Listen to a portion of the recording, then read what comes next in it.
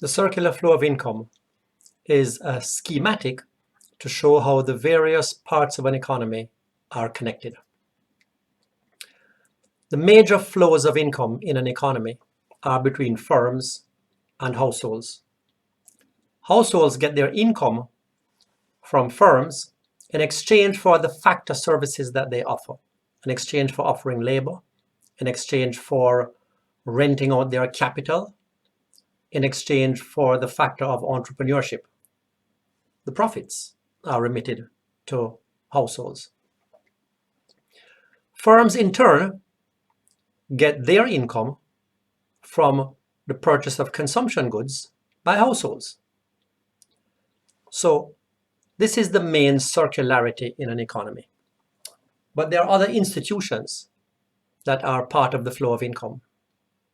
For example, not all of what is paid out by firms ends up in households, because some of it is siphoned off as taxes that go to government. With that revenue, government also procures goods and services from firms. Sometimes the amount that they procure, their government spending, is not equal to the amount of tax revenue they take in. So they may have to borrow from the financial sector, or if it's a surplus, they place that surplus with the financial sector. The financial sector doesn't only finance government's deficits, it also lends for the purchase of investment goods. So there's a flow of income from the financial sector to firms. Where does the financial sector get the funds to lend to government and to investors? That comes from households. Some of what households spend on does not become income to domestic firms, because a part of households' consumption will be imports. So there's a flow of income to the rest of the world. Similarly, a part of the income for domestic firms is not from the spending of local households, but households in the rest of the world. So there's a flow of income from the rest of the world to firms to represent firms' exports.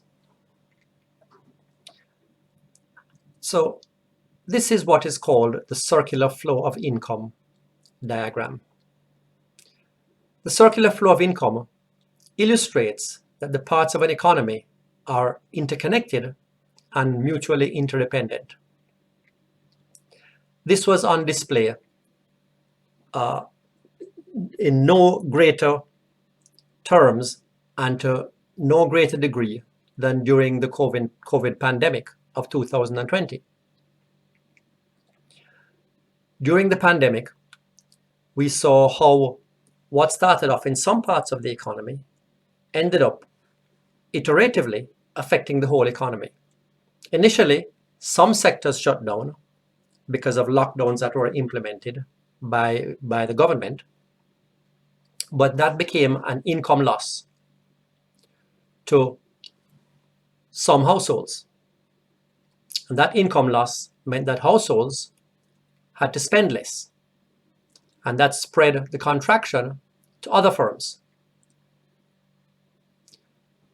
It also meant that households were either saving less, or they were pulling out their savings, they were dissaving in order to finance continued consumption in the face of income loss. So that affected the financial sector.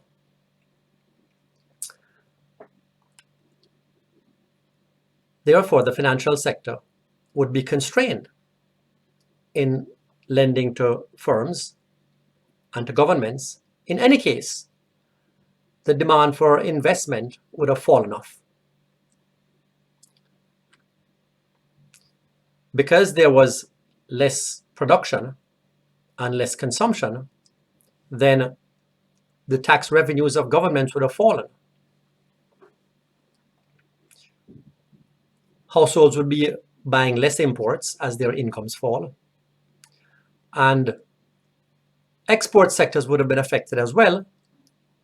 Certainly exports would have been affected if part of the export activity of a country is tourism, but other exports would have been affected as well by the various lockdowns and shutdowns and contractions. So in this way, the entire economy ends up being affected by what started in some parts of the economy, because an economy is interconnected institutions and markets.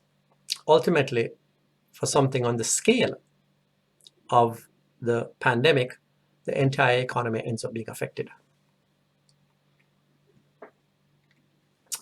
The circular flow of income is also useful in demonstrating different ways of measuring the value of production in an economy, something which all governments want to do, so we can know, for one thing, if the economy is growing or contracting or stagnant.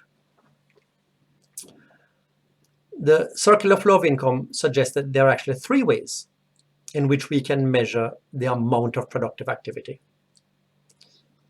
Since firms are doing the production, then one obvious way is to survey all the firms and have them report how much value added they have created in their production.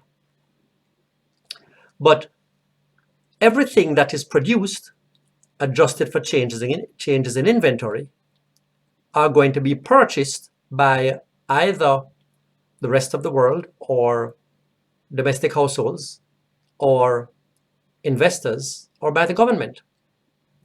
So we can aggregate the different components of expenditure to get an estimate of the value of production. That's a second method.